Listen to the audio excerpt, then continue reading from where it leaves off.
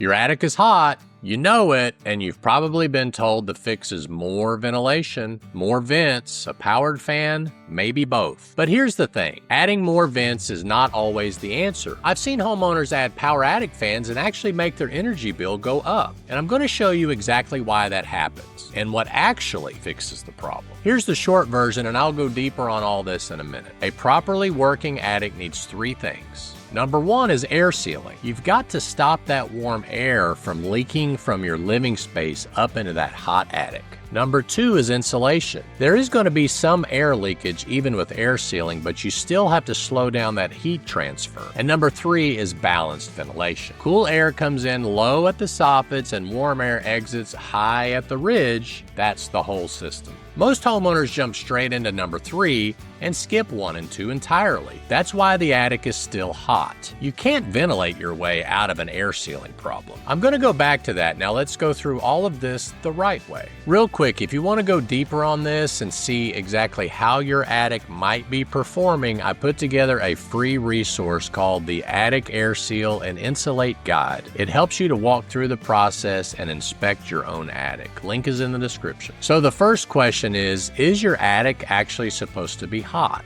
Well, yes and no. Think about laying your hand on a black asphalt driveway in July. Hot enough to burn you, right? Your roof is doing the exact same thing all day long. The heat transfers into the roof deck and the roof deck radiates it down into your attic. On a 95-degree day, attic temperatures of 120 to 150 degrees are completely normal. I've even measured attics at 160 degrees. Of course, that's just physics. But keep in mind, your attic is not your living room. It's not supposed to be 72 degrees. What it is supposed to do is manage that heat and not hold on to it. Here's why that matters. If your HVAC ducts run through your attic, and a lot of homes do, that 72-degree air you're paying to cool is traveling through a space that might be 140 degrees. Now what do you think happens? It arrives warm, or at least warmer than it should. Your AC runs longer, your system wears out faster, your energy bill goes up every single month.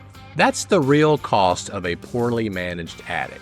And ventilation is part of the answer, but not the only part. Now here's something that's kind of crazy. Most of the time, the ventilation itself isn't even the main problem. But before I get into that, let me show you how the system is supposed to work when it's working correctly. Attic ventilation works like a chimney. Once you see it in that way, it makes total sense. Cool outside air enters low at the soffit vents along the eaves of your roof. That air travels up along the underside of the roof deck. Remember, heat wants to rise and wind wants to move air. When both are working together, your attic can actually breathe. The warm air exits high through the ridge vent at the peak of the roof. Cool air at the bottom, warm air at the top. Continuous flow, no electricity required. The key word there is a system. Attic ventilation is not individual vents. It's part of a system.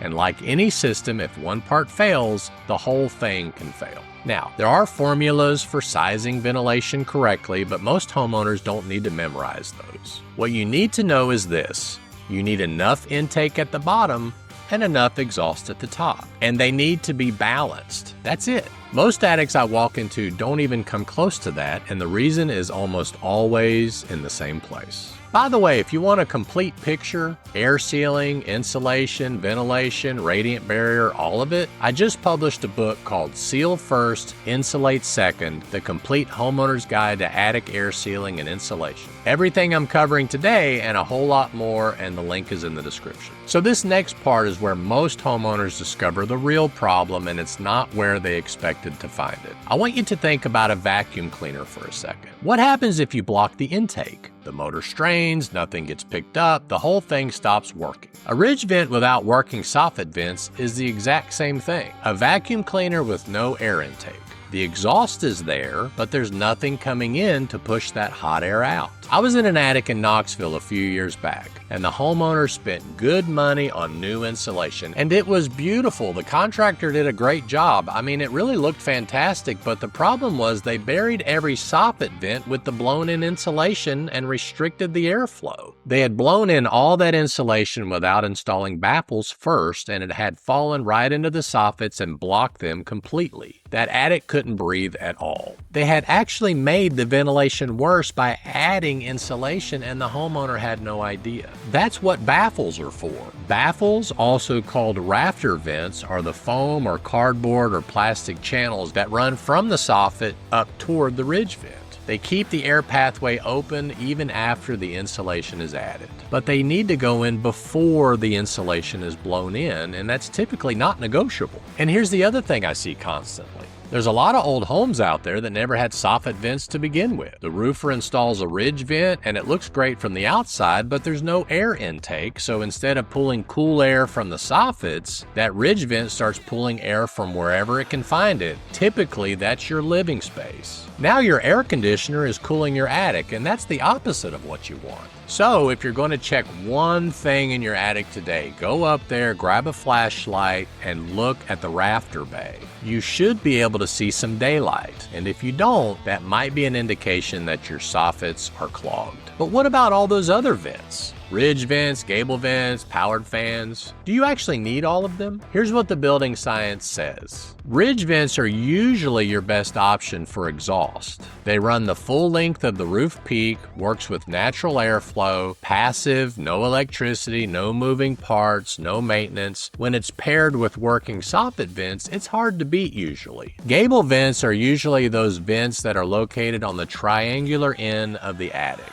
They can work, but here's the problem. They're on the sides of the attic, not the top. So instead of pulling air from the soffits and across the full underside of the roof deck, they tend to create a short circuit. Air comes in one gable, goes straight across, and exits the other. The corners and the eaves are neglected. They're not ventilated at all. And if you have both gable vents and a ridge vent, you can actually make things worse. The gable vents can pull air from the ridge vent, which is supposed to be the exhaust, and reverse the whole airflow direction. Now you're pulling hot roof air through the ridge vent and exiting out the gables. I've seen this happen, and it's a real problem. Okay, powered attic fans. This is typically the one I get the most questions about. Powered fans are often oversold, and here's why. They do move a lot of air, but if your attic isn't properly air sealed, if there are gaps between your living space and the attic, that fan can pull conditioned air right out of your house. In some homes, the energy penalty from that can offset much of the benefit. You're cooling your attic with your air conditioner. That's not what you want. There are situations where a solar attic fan can help, but in my experience, most homeowners are better off spending that money on air sealing first. And that's the rule. Active ventilation is the last thing you add,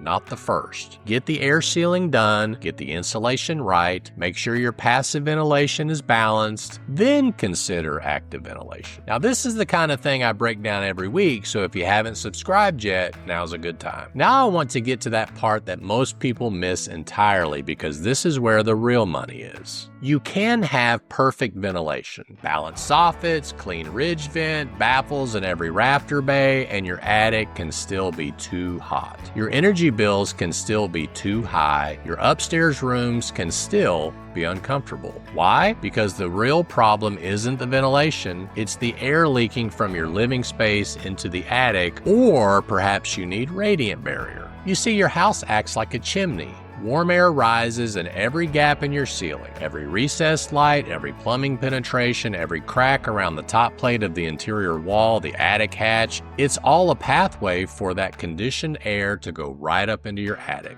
I've been in attics with 1.5 feet of blown-in insulation sitting on top of gaps so large I could put my arm through them. All of that insulation, all that money, and the house was still drafty and uncomfortable. Also, still expensive to heat and cool because nobody sealed the leaks first. Here's the order I found that works every time. You've got to seal first. You've got to air seal that attic floor, top plates, recessed lights, plumbing penetrations, duct boots, the attic hatch, all of it. Then you insulate. Add insulation to your targeted R value of your climate zone. The Department of Energy recommends between R49 and R60 in most of the country. Then you want to ventilate third. Verify the soffit to ridge vent pathway is clear and balanced. Do it in that order, and every dollar that you spend works harder. Skip the first step and you're just covering up the problem. You can't ventilate your way out of an air sealing problem. That's the line I want you to remember from this video. video. Okay, now time for some quick myth busting. I got 5 myths to cover real fast. Myth number 1, attic should be the same temperature as the outside. That's false. Your attic is always going to be warmer than the outside. The goal is to manage the heat,